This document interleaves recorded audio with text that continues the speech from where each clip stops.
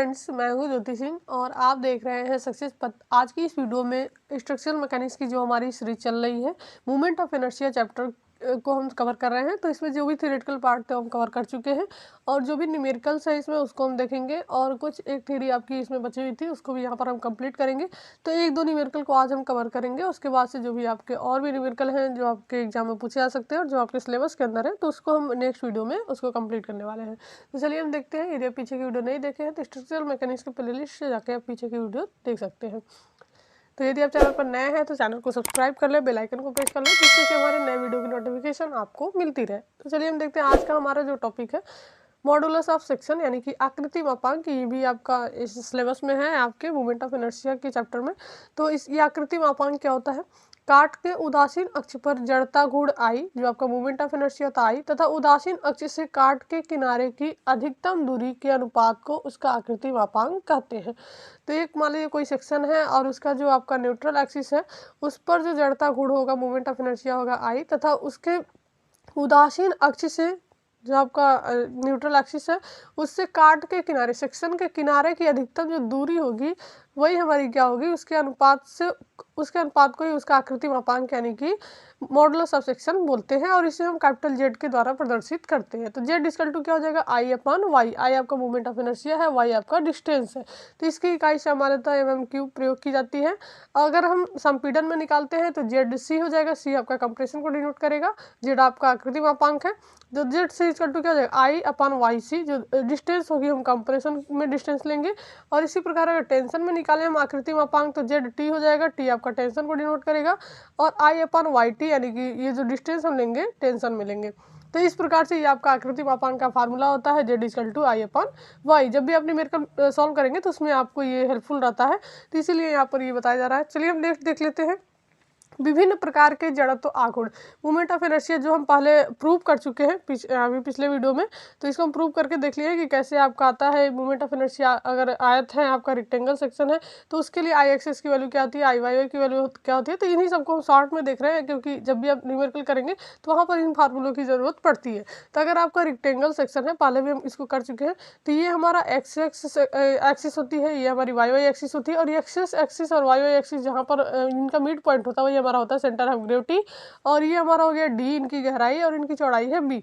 तो एक चीज आपको ध्यान देना है कि आई एक्स एक्स जब हम लेते हैं, एक्स एक्स सेक्शन पर जब हम मूवमेंट ऑफ इनर्शिया फाइंड करते हैं तो हमारा क्या होता है, इसके जो समानांतर होता है यानी कि ये समानांतर क्या है, चौड़ाई है। तो चौड़ाई लेंगे बी इंटू डी का क्यूब, जो इसके अपोजिट होता है जो इस पे लंब होता है उसका हम क्यूब करते हैं, बी इंटू डी का। ये समानांतर है बी तो बी हो गया और इंटू ये d का क्यूब बाई 12। ये हमारा फार्मूला होता है। कैसे होता है प्रूव करके हम पिछले वीडियो में देख लिए, तो पीछे की वीडियो आप जाके देख सकते हैं। यहाँ पर केवल जनरली हम फार्मूला देख रहे हैं। दूसरा हम वाई वाई सेक्शन पे अगर मूवमेंट ऑफ इनर्शिया लिखते हैं तो ये हमारा वाई वाई सेक्शन है और इसी वाई वाई सेक्शन पे जब हम लेंगे तो इसके समानांतर कौन सा है, डी है। तो यहाँ पर ये आपका डी हो जाएगा बी की जगह।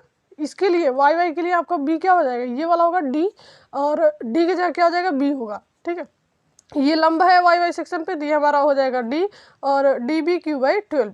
यानी कि वाई वाई के लिए बी की जगह पे डी रखेंगे, डी की जगह पे बी रखेंगे। आप देख सकते हैं, यहाँ से समझना है आपको। वाई वाई है, ये इसके समानांतर है, तो वाई वाई के लिए ये चौड़ाई होगी और ये उसकी गहराई होगी और एक्स के लिए ये चौड़ाई होगी और ये उसकी गहराई होगी। तो इसी प्रकार से हम ये ले लेते हैं I X X equal to B D Q by 12 और I Y Y equal to D B Q by 12। और ये कैसे होता है यहाँ से आपको बता दिया गया। नेक्स्ट हम देखते हैं त्रिभुज। ट्रायंगल में हमारा क्या होता है, इसमें भी आपका वाई वाई एक्सिस है, एक्स एक्सिस है, जहाँ पर ये मिलता है वही हमारा सेंटर ऑफ ग्रेविटी होता है। इसकी ऊंचाई आपकी एच दी गई है और इसकी चौड़ाई है बी, जो भी आधार दिया गया है इसका त्रिभुज का। तो आई एक्सिस इक्वल टू क्या हो जाएगा, बी एच क्यू बाई 36। ये आपका प्रूफ किया जाता है, प्रूफ हमने पिछले वीडियो में किया है तो वहाँ से आप जाकर देख सकते हैं। बी एच क्यू बाई 36 ये आपकी बी जो है एक्स एक्स पे हम निकाल रहे हैं। तो ये बी आपका क्या है, इसके समानांतर है बी और इंटू एच, ये आपका लंब है इसके। तो बी एच क्यू बाई 36 इसका आ जाता है एक्स आई एक्स एक्स की वैल्यू। नेक्स्ट हमारा है सर्किल। सर्किल के लिए हम कैसे निकालते हैं, तो सर्किल जो हमारा है इसमें भी ये वाई वाई एक्सिस है, ये एक्स एक्स एक्सिस है। और सर्किल के केस में, वृत्त के केस में हमारा क्या होता है कि आई एक्स एक्स आई वाई वाई के बराबर होता है, ये हमको पता है। और ये रेडियस है आर, तो यहाँ पर क्या हो जाएगा पाई आर पे पावर 4/4। ये आपका आर है यानी कि रेडियस है। जब हम इसको डे में चेंज करेंगे तो आपका क्या आर इक्वल टू डी/2 होता है, तो आर की जगह डी/2 रखेंगे तो आपका ये कुछ आ जाएगा फार्मूला पाई डी/64। और यहाँ पर I axis equal to I Y होगा वृत्त के केस में। तो ये तीनों आपके ज़्यादातर यूज होते हैं, लेकिन एक दो और है उसको भी हम देख लेते हैं। अगर आपका अर्धवृत्त है तो इसमें ये वाई एक्सिस एक्स एक्सिस और ये जहाँ पर मिलेगा वही आपका सेंटर ऑफ ग्रेविटी होगा। ये आपका आर है, इनका रेडियस ये आप देख सकते हैं। ये जो डिस्टेंस है इनकी ये हमारी 4r/3 पाई। आई एक्सिस इक्वल टू यहाँ पर जब हम फाइंड करेंगे तो 0.11 आर पे पावर 4 और I Y equal to pi R पे पावर 4/8। इसके लिए फार्मूला था अर्धवृत्त के लिए। नेक्स्ट हमारा है, अगर आपका क्वार्टर सर्किल है तो हमारा फार्मूला क्या होगा। क्वार्टर सर्किल है तो ये वाई है, ये एक्सिस एक्सिस है, ये आपकी आर है, रेडियस है, ये सेंटर ऑफ ग्रेविटी है और इसकी वैल्यू है 4r/3 पाई। I axis equal to I Y. इसके केस में भी दोनों बराबर होंगे और इसका फार्मूला हो जाएगा 0.055 आर पे पावर 4। तो ये हमारा है। लेकिन तीन आपके इंपॉर्टेंट है जो आपका रेक्टेंगल, सर्किल और ट्रिएंगल, तो ये तीनों इंपॉर्टेंट है। इन्हीं तीनों का ज़्यादातर यूज होता है आपके जो भी न्यूमेरिकल वगैरह हम सॉल्व करते हैं। नेक्स्ट हम देखेंगे एक जो हमारा फार्मूला है गुरुत्व केंद्र के निर्देशांक या केंद्रक। गुरुत्व केंद्र के जब भी हम आगे अभी न्यूमेरिकल सॉल्व करेंगे तो उसमें इसकी ज़रूरत पड़ेगी। तो ये क्या होता है, जैसे मान लीजिए अगर हम यहाँ पर एक आपको सेक्शन बना के दिखाए, कोई आई सेक्शन है, ठीक है, इसमें सारी चीज़ें हम यहाँ पर आपको क्लियर बता देंगे, लेकिन न्यूमेरिकल में थोड़ा हम बहुत डिटेल में नहीं चलेंगे। ठीक है, सारी चीज़ें आपको पता है, फार्मूला पता है, सब कुछ पता है, तो केवल जो वैल्यू होगी उसको हम पुट करके न्यूमेरिकल को सॉल्व कर लेंगे। तो यहाँ पर हम सारी चीज़ें बता दे रहे हैं क्या चीज़ें क्या होती है। आई एक्स, जैसे मान लीजिए यहाँ पर गुरुत्व केंद्र के निर्देशांक के केंद्रक, हमको सबसे पहले केंद्रक ज्ञात करना होता है, वहाँ से हमको सेंटर ऑफ ग्रेविटी मिलता है। तो ये आई सेक्शन है, तो इसमें हम कहाँ पता करेंगे कि आपका सेंटर ऑफ ग्रेविटी कहाँ होगा। ठीक है, तो सबसे पहले हम क्या करते हैं, इसको हम मान लेते हैं पार्ट 1। ये आपका एक, जैसे मान लीजिए इसको मिला देंगे तो एक रेक्टेंगल ये बनेगा। दूसरा इसको अगर हम मिला देते हैं तो ये दूसरा रेक्टेंगल हो गया और इसको ये हमारा हो गया तीसरा रेक्टेंगल। तीनों को अलग अलग पार्ट में डिवाइड कर लिया। यहाँ पर सारे पार्ट्स की वैल्यू जो भी हमको जरूरत पड़ती है, अभी न्यूमेरिकल सॉल्व करेंगे उसमें क्या क्या पॉइंट की जरूरत पड़ती है, सारे पॉइंट के बारे में यहाँ पर आपको बताया जा रहा है। बाकी हम न्यूमेरिकल सॉल्व करेंगे तो वहाँ पर आपको क्लियर हो जाएगा।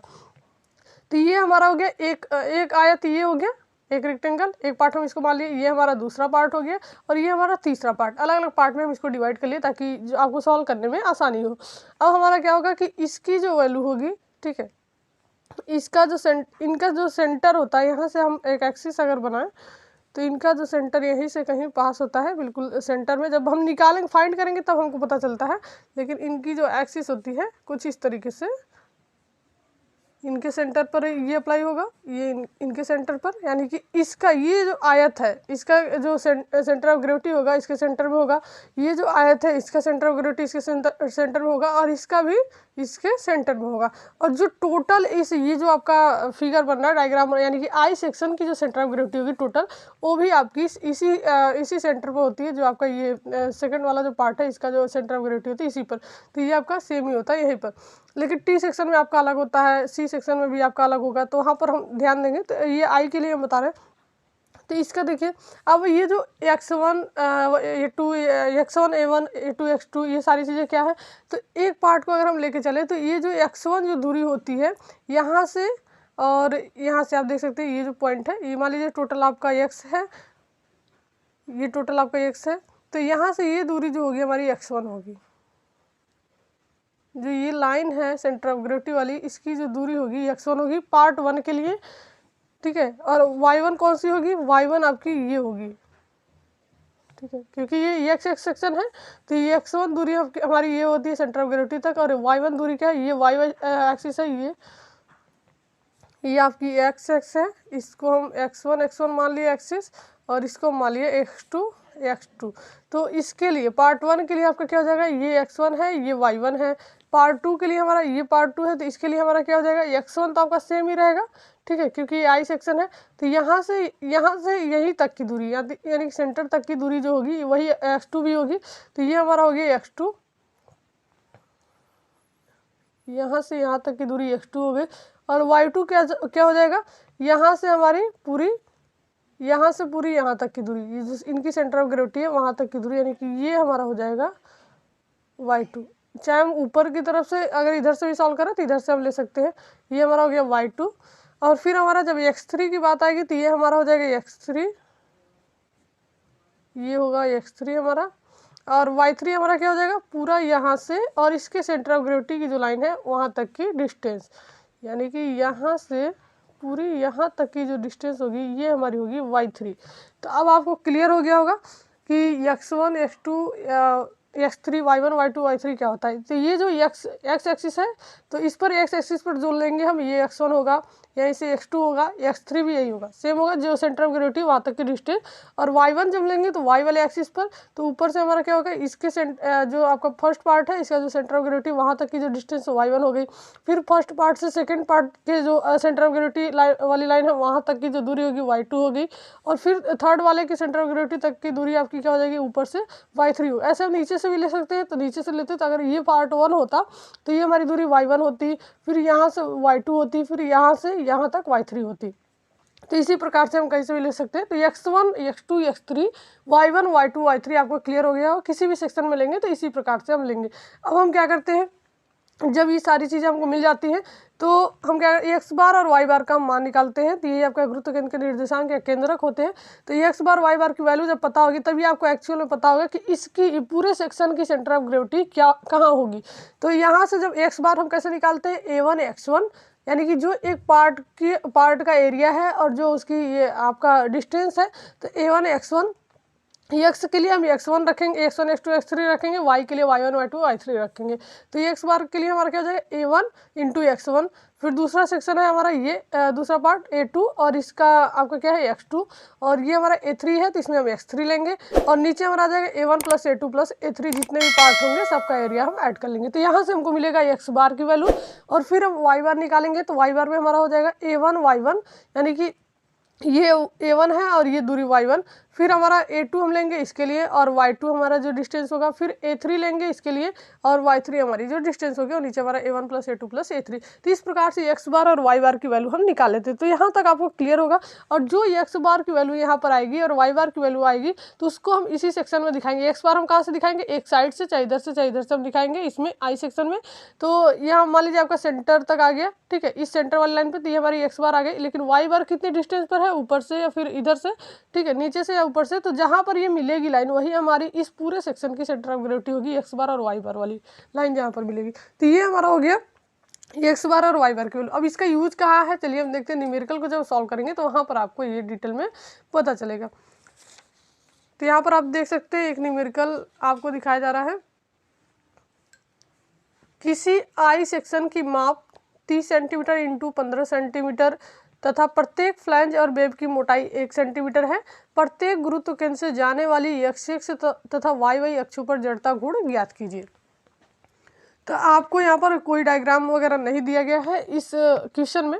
इस क्वेश्चन में क्या कह रहा है कि कोई आई सेक्शन है, तो सबसे पहले आई सेक्शन तो हमको बनाने आता है। आई सेक्शन हम कैसे बनाते हैं, तो आई सेक्शन हम ड्रॉ कर लेंगे, ठीक है। उसके बाद से ये कह रहा है 30 सेंटीमीटर इंटू 15 सेंटीमीटर। इसकी माप क्या है आई सेक्शन की, 30 इंटू 15।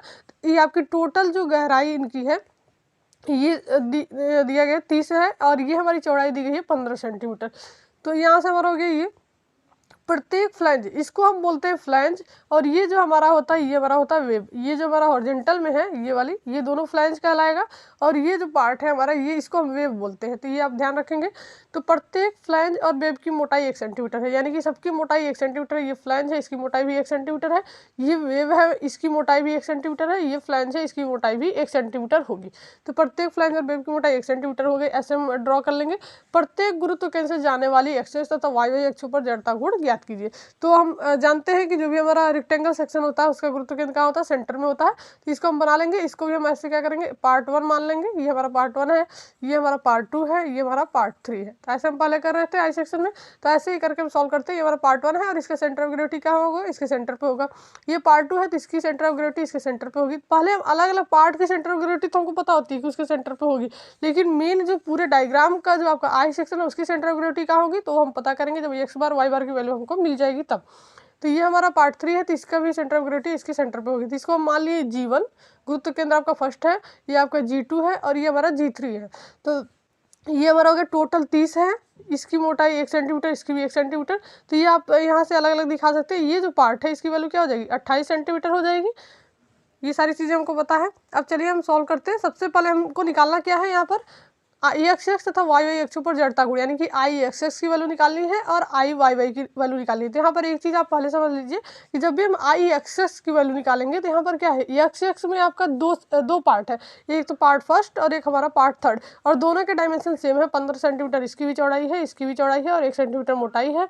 तो हम क्या करेंगे, जब भी हम एक को सॉल्व करेंगे तो इसमें हम क्या करते हैं, 2 से मल्टीप्लाई कर देते हैं, ताकि या तो हम 2 बार इसको ऐड कर सकते हैं क्योंकि डायमेंशन सेम है, इसीलिए हम 2 से मल्टीप्लाई कर देते हैं कि 2 बार ये हम 2 बार इनको सॉल्व करना होता है। और एक हमारा होता है ये, तो ये पार्ट हमारा क्या है, एक ही पार्ट है, तो इसको हम ऐड कर लेते हैं। उसमें एक्स एक्स का निकालेंगे तब भी और वाई वाई का निकालेंगे तब भी। तो एक्स एक्स के लिए फार्मूला क्या होता है, आपका B D Q by 12 plus A R square होता है। ए आपका क्षेत्रफल है, आर आपकी दूरी होती है। तो इसमें हम क्या करेंगे, बी डी क्यू बाई 12 जो इनकी एरिया होगा, एरिया हम निकालेंगे। ए आर स्क्वायर में क्या रखेंगे, आर की वैल्यू हमको क्या रखनी है, जो हमारा ये इनका सेंटर ऑफ ग्रेविटी जो टोटल आपका होता है, इसे जो भी हमारा सेक्शन है उसका सेंटर ऑफ ग्रेविटी का इसके सेंटर पर ही आएगा। अभी हम सॉल्व करेंगे तो वहाँ पर आपको पता चल जाएगा। तो ये मान लीजिए इसका सेंटर ऑफ ग्रेविटी है पूरे ये सेक्शन का, तो इस सेक्शन तक के, ठीक है, ये जो सेंटर ऑफ ग्रेविटी है वहाँ तक के, और जिसका हम निकाल रहे हैं आई एक्सेस का निकालना है, तो एक्सेस का जो हमारा काट है, ये वाला जो पार्ट है एक पार्ट, तो इसके सेंटर ऑफ ग्रेविटी के बीच की जो डिस्टेंस होती है वही हमारी होती है आर, वही हमारी दूरी हम लेंगे। चाहे इसका भी हम ले सकते हैं यहाँ से यहाँ तक, चाहे इसका, दोनों सेम है हमारा। तो किसी एक को सॉल्व करेंगे, 2 से मल्टीप्लाई करेंगे और दूसरे पार्ट को हम, ये जो पार्ट हमारा वेव वाला बच रहा है उसको हम ऐड कर लेते हैं। तो चलिए अभी क्वेश्चन जब करेंगे तो वहाँ से आपको क्लियर हो। सबसे पहले हमको निकालना क्या है, x1 x2 x3, क्योंकि 3 पार्ट है इसमें, और 3 हमको y1 के भी y1 y2 y3 मिलेगा, 3 हमको एरिया मिलेगा a1 a2 a3। तो सबसे पहले हम x1 निकालेंगे। तो x1 आपका क्या होगा, एक्स एक्स जो आपका काट है इस पे दूरी आपकी क्या हो जाएगी, यहाँ से एक सिरे से और इसके सेंटर ऑफ ग्रेविटी जो है वहाँ तक की दूरी, तो आपका क्या हो जाएगा, टोटल 15 है, तो आधी दूरी कितनी, 7.5 होगी। तो x1 इक्वल टू क्या हो गया, 7.5। x2 इक्वल टू क्या हो जाएगा, इसकी भी दूरी हमारी यहाँ से जो एंड पॉइंट है यहाँ से हमारी सेंटर तक की दूरी होगी, ये हमारा हो गया x2 इक्वल टू 7.5। x3 आपका क्या हो जाएगा, ये भी हमारा यहाँ से यहाँ तक की दूरी, ये जो एक्सिस है उस पर हम लेते हैं ये दूरी। फिर ये जो y1 y2 y3 लेते हैं, y y एक्सिस पर डिस्टेंस लेते हैं, तो ये हमारी y y एक्सिस है, जिसमें हमारी y1 क्या हो जाएगी, 1 हम इसको माने हैं, तो यहाँ से हम लेके चलेंगे। y1 आपकी हो जाएगी ये जो आधी पार्ट है, यानी कि ऊपर से इसके सेंटर ऑफ ग्रेविटी तक की दूरी, तो टोटल हमारा 1 सेंटीमीटर है, तो ये हमारा हो जाएगा 0.5 सेंटीमीटर। ये हमारा हो गया y1। y2 हमारा क्या होगा, 15 सेंटीमीटर, कैसे, ऊपर से और जहाँ तक y2 ये सेकंड पार्ट का जो सेंटर ऑफ ग्रेविटी वाली लाइन है वहाँ तक की दूरी हमारी क्या हो जाएगी y2, यानी कि यहाँ से यहाँ तक की दूरी टोटल हमारा 30 है, तो हाफ पार्ट हमारा क्या हो जाएगा 15 सेंटीमीटर। y3 हमारा है 29.5 सेंटीमीटर। तो ये हमको कैसे मिला y3, तो यहाँ से ऊपर से और जो तीसरा वाला पार्ट है उसके सेंटर ऑफ ग्रेविटी तक की डिस्टेंस हमारी क्या हो जाएगी 29.5, क्योंकि टोटल 30 है और नीचे से हमको केवल 0.5 इसमें माइनस करना है 30 में से, तो हमारा क्या हो जाएगा 29.5 यहाँ तक की दूरी ऊपर से हम ले रहे हैं। तो ये हमारा x1 x2 x3 y1 y2 y3 तीनों मिल गया। अब हमको एरिया निकालना है, तो एरिया हम कैसे निकालते हैं, एक एक पार्ट का एरिया भी निकालेंगे। तो सबसे पहले अगर a1 निकाले तो जो पार्ट 1 माने हैं तो उसी को 1 1 सब में रखेंगे, x1 वही होगा, y1 वहीं से होगा, a1 भी वही होगा। तो a1 अगर निकाले तो आपका क्या हो जाएगा 15 आपका इसकी ये चौड़ाई है और ये गहराई हमारी 1 सेंटीमीटर है, तो इनको हम ऐड कर लेंगे b इंटू डी जो भी आपका होगा, और इसका एरिया निकल जाएगा 15 सेंटीमीटर स्क्वायर। a2 जब हम निकालेंगे तो 2 वाला पार्ट आपका ये है, तो इस पार्ट का एरिया निकालेंगे आपका 28, ये इसके बीच की दूरी कितनी है 28 है, 28 आपकी ये गहराई है और 1 आपकी इसकी मोटाई है, तो ये हमारा हो जाएगा 28 इंटू 1 यानी कि 28 सेंटीमीटर स्क्वायर। फिर हमारा a3 जब निकालेंगे तो a3 हमारा ये पार्ट है, 15 इसकी भी चौड़ाई है और 1 इसकी 1 मोटाई है, तो 15 इंटू 1 यानी कि 15 सेंटीमीटर। तो अलग अलग एरिया हमको मिल गया तीनों का। अब हम x बार और y बार की वैल्यू निकालेंगे, सब में हम यही करते हैं, सबसे पहले x बार y बार की वैल्यू निकालते हैं, फिर हम i एक्सिस और i y y की वैल्यू निकालेंगे। तो x बार की वैल्यू निकालेंगे तो जितने भी आपके पार्ट है सबको आपस में ऐड कर लेते हैं।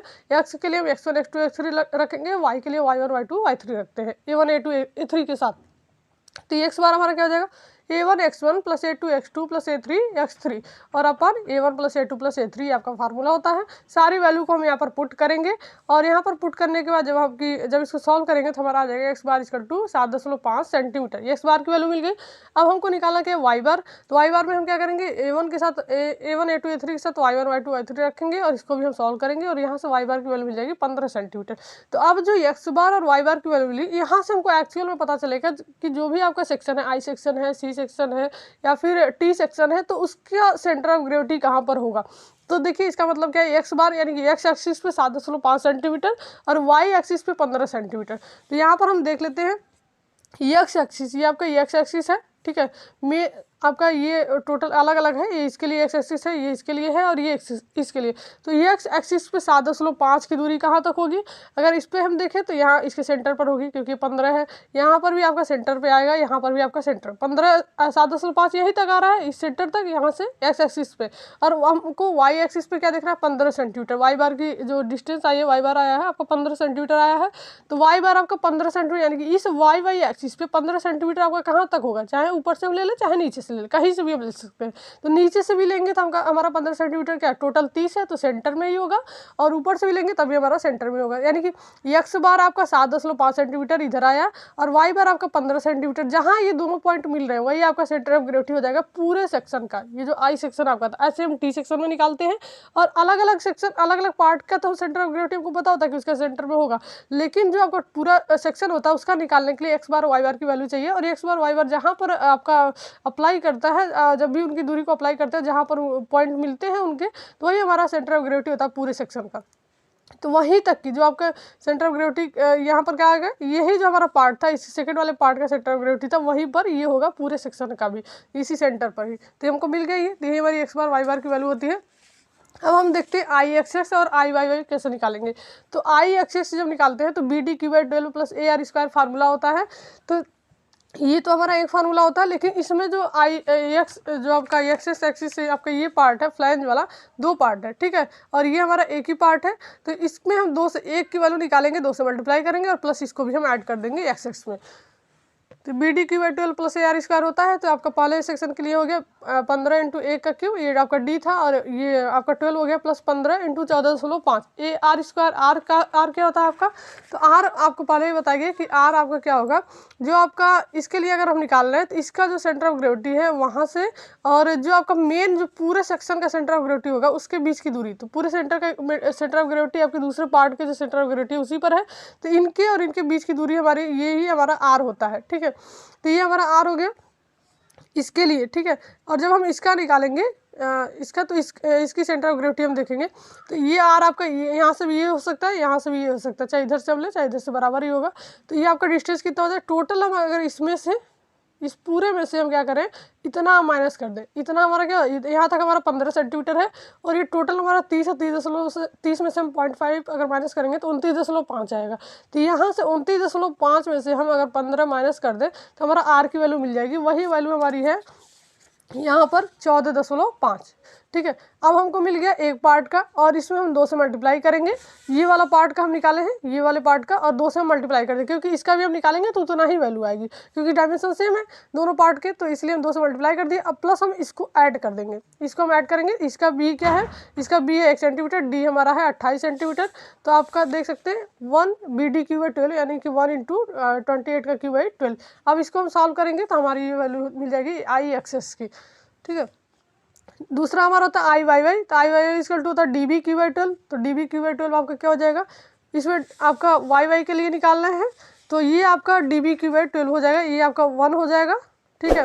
एक इसके लिए हम निकालेंगे और 2 से मल्टीप्लाई करेंगे, और फिर हम एक इसको ऐड कर देंगे। तो इसके लिए हमारा डी बी क्यू बाई, यानी कि 1 इंटू 15 का क्यू बाई 12, और ये इसका हम 2 से मल्टीप्लाई कर लिया। फिर इसका हो जाएगा हमारा 30 इंटू 1 का क्यूब। आप देख सकते हैं 28, ये वाला पार्ट है ना केवल 28, ये आपका 28 है, इंटू 1 का क्यूब हो जाए। अपोजिट करते हैं हम इसमें, जैसे हम किए तो इसका अपोजिट करेंगे। जैसे 15 इंटू 1 का क्यूब किए, यहाँ पर 1 इंटू 15 का क्यूब करेंगे अपन 12। और इस ये 2 पार्ट है, तो इसमें हम 2 से मल्टीप्लाई कर दिया। फिर इसका हम 1 इंटू 28 किए थे, तो 28 इंटू 1 का क्यूब बाई 12 कर लेंगे। तो ये हमारा हो गया। तो जो आई वाई वाई का फार्मूला होता है केवल हमारा डी बी क्यू बाई 12 होता है, लेकिन जो आई एक्सिस का होता है हमारा B D Q by 12 plus A R square होता है।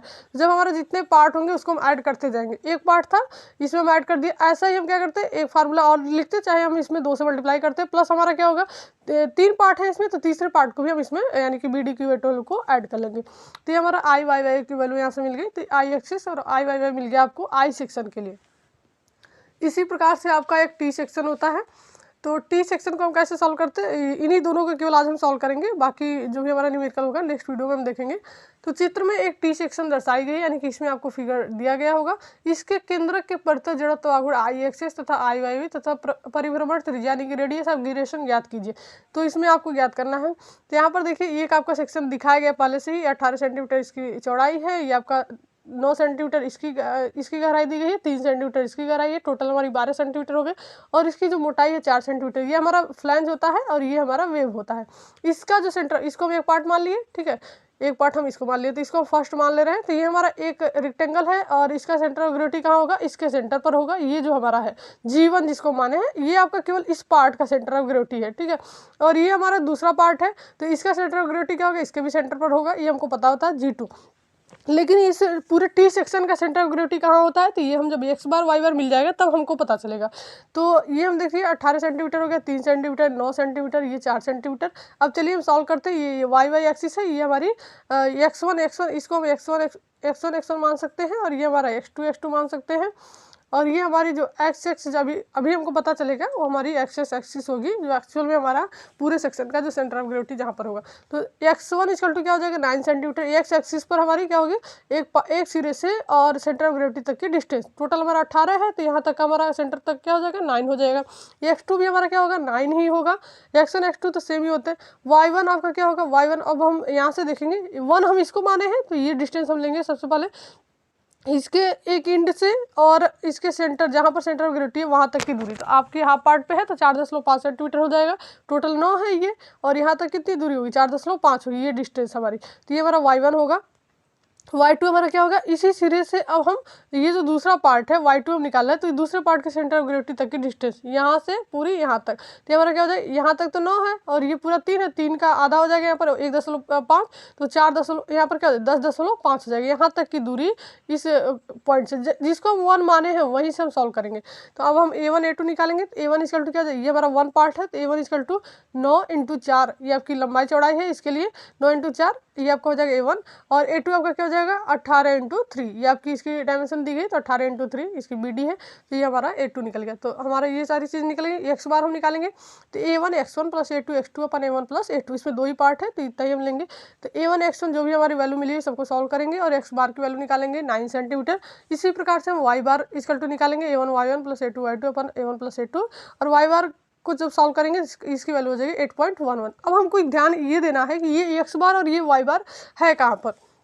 तो आप देख सकते हैं एक्स बार आपका 9 सेंटीमीटर है, तो एक्स बार आपका क्या एक्स एक्सिस पे होता है, यानी कि इधर से हम लेंगे किसी एक पार्ट से, इधर से चाहे इधर से हम ले सकते हैं। तो 9 सेंटीमीटर आपका कहाँ आएगा, टोटल आपका 18 है, तो 9 कहाँ आएगा, सेंटर पर ही आएगा, ठीक है। तो एक तो हमको पता चल गया कि लाइन आपकी सेंटर पर होगी, जो मेन लाइन होगी आपके इस पूरे सेक्शन का।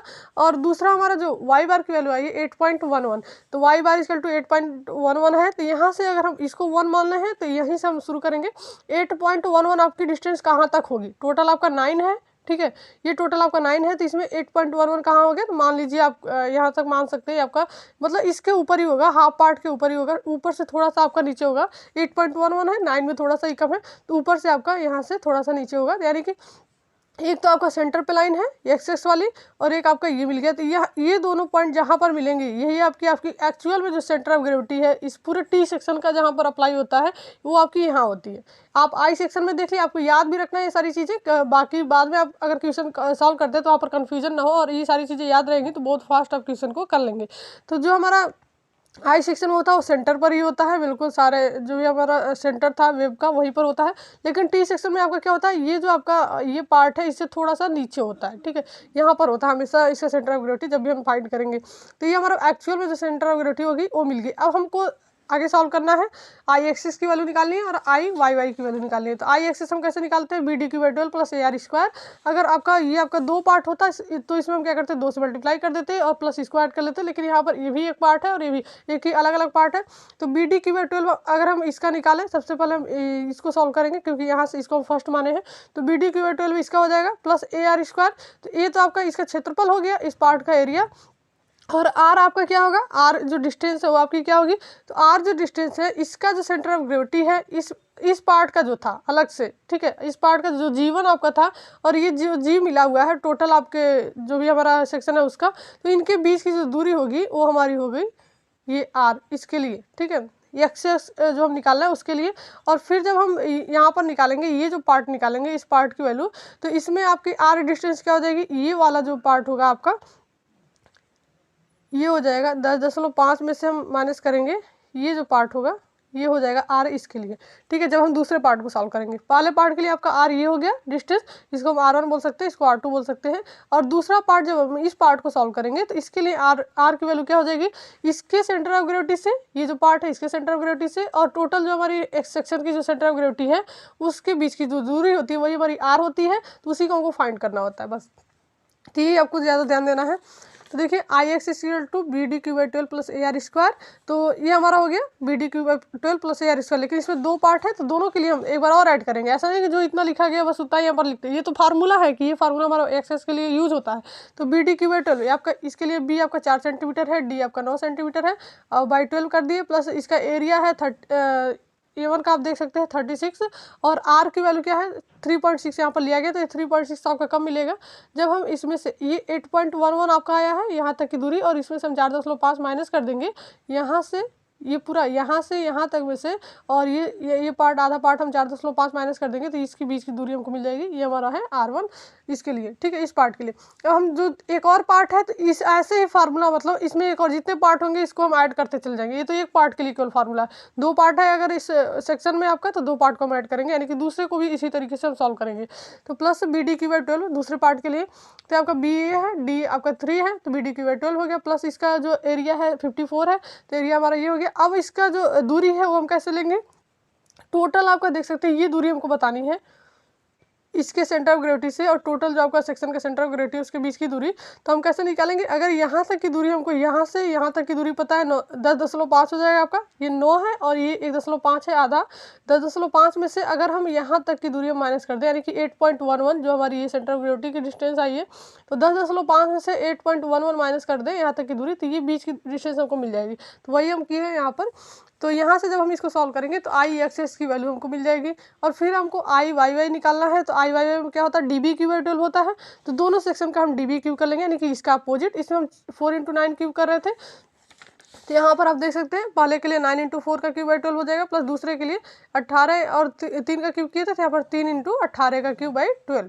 तो यहाँ से हमारा डी बी क्यू, केवल आई वाई का फार्मूला क्या होता है, डी बी क्यू बाई 12 होता है। दो सेक्शन है तो दोनों के लिए एक बार फर्स्ट के लिए करेंगे, एक बार जैसे यहाँ पर हम डायरेक्ट कर लिए हैं, आप चाहे तो आप अलग अलग कर सकते हैं। जैसे मान लीजिए एक को 1 1 मान लिए, एक को 2 2 मान लिए, तो ऐसे हम आई x1 पहले निकाल लेंगे, फिर ऐसे हम आई x2 पहले निकालेंगे। इसमें क्या हो जाएगा, इसमें क्या होगा, x1 आपका ये हो जाएगा, x2 आपका ये हो जाएगा, और दोनों को लाके जब हम ऐड करेंगे आई एक्स में, तो आई x1 प्लस आई x2 यहाँ पर हम डायरेक्ट कर लिए। ऐसे ही आपका आई वाई वाई है, तो इसमें भी आई y1 जब निकालेंगे तो एक पार्ट आपका ये होगा और दूसरा पार्ट आपका ये होगा आई y2 के लिए, और दोनों को हम इसमें आई वाई जब निकालेंगे तो इसमें ऐड करते हैं। डायरेक्ट हम यहाँ पर कर रहे हैं कि डी बी क्यू बाई 12 होता है, और दो पार्ट है, दोनों पार्ट में हम उसका भी ऐड, दोनों पार्ट को ऐड कर लेते हैं, वाई वाई की वैल्यू मिल जाती है। तो इस प्रकार से आई एक्स एक्स और आई वाई वाई तो मिल गया। अब हमको इसमें एक चीज़ और निकाली थी, परिभ्रमण त्रिज्या, रेडियस ऑफ गिरेशन। तो उसका फार्मूला क्या होता है, रेडियस ऑफ गिरेशन का के आपका के से डिनोट करते हैं, √I/A होता है, ठीक है। तो एक्स के लिए अलग निकालेंगे, वाई के लिए अलग निकालेंगे, दो हमको त्रिज्या मिलेगी। तो जब हम के एक्स निकालेंगे तो √I/A यानी कि आई की जो वैल्यू रखेंगे एक्स वाली रखेंगे, ए तो आपका वही रहेगा, ठीक है। ए आपका कौन सा रहेगा, A1 A2 दो क्षेत्रफल मिला है तो दोनों को हम ऐड कर लेंगे, तो आपका ए मिल जाएगा A1 + A2, यानी कि टोटल आपका जो क्षेत्रफल होगा 90 सेंटीमीटर हो जाएगा, ठीक है, 90 सेंटीमीटर स्क्वायर। तो ये आपका टोटल होगा A1 + A2। तो यहाँ पर देख सकते हैं आई एक्स की वैल्यू हमारी है 1058.5, तो ये हम रखेंगे के एक्सेस के लिए, और टोटल एरिया हमारा जो है उसको हम डिवाइड करेंगे, तो ये हमारा हो जाएगा 3.43 सेंटीमीटर एक्सेस के लिए। वाई का जब निकालेंगे तो वाई की वैल्यू रखेंगे आई की जगह पे, ये हम रख लिए, ये आपका वही होगा, और इसको जब हम सॉल्व करेंगे तो हमारा आ जाएगा 4.09 सेंटीमीटर। तो इस प्रकार से हम परिभ्रमण त्रिज्या भी निकाल सकते हैं। और आई एक्सेस आई वाई कोई भी कन्फ्यूजन है तो कमेंट बॉक्स में कमेंट करके जरूर बताइए, जिसको हम नेक्स्ट वीडियो में जरूर उसको सॉल्व करने की कोशिश करेंगे, ताकि आपको अच्छे से ये मूवमेंट ऑफ इनर्शिया का जो क्वेश्चन है वो आपको क्लियर हो जाए। यहाँ पर हम पहले से क्वेश्चन को सॉल्व करके इसलिए समझाएं कि जो भी आपके इंपॉर्टेंट पॉइंट है उस पर आप ज़्यादा फोकस करें। क्वेश्चन जो प्रोसेस है वो तो आप कर ही सकते हैं, फार्मूला आपका पता होगा, आप सॉल्यूशन भी कर सकते हैं कैलकुलेटर वगैरह से, लेकिन जो चीज़ें हैं, जो कहाँ पर क्या चीज़ें, R1 क्या होती है, R2 क्या होती है, X1 X2, ये सारी चीज़ें समझना ज़्यादा ज़रूरी है। इसलिए हमने क्वेश्चन को पहले सॉल्व करके फिर आपको यहाँ पर बताया है जो इंपॉर्टेंट पॉइंट है उसको फोकस करते हुए। तो यदि आपको फिर भी अगर कोई चीज़ समझ में नहीं आती तो कमेंट बॉक्स में कमेंट करके जरूर बताएं। मिलते हैं नेक्स्ट वीडियो में। नेक्स्ट जो क्वेश्चन होंगे मूवमेंट ऑफ इनर्शिया के उसको हम सॉल्व करेंगे। तो ऐसे वीडियोज़ के लिए चैनल पर बने रहिए और इस वीडियो को अपने फ्रेंड के साथ ज़्यादा से ज़्यादा शेयर कीजिए।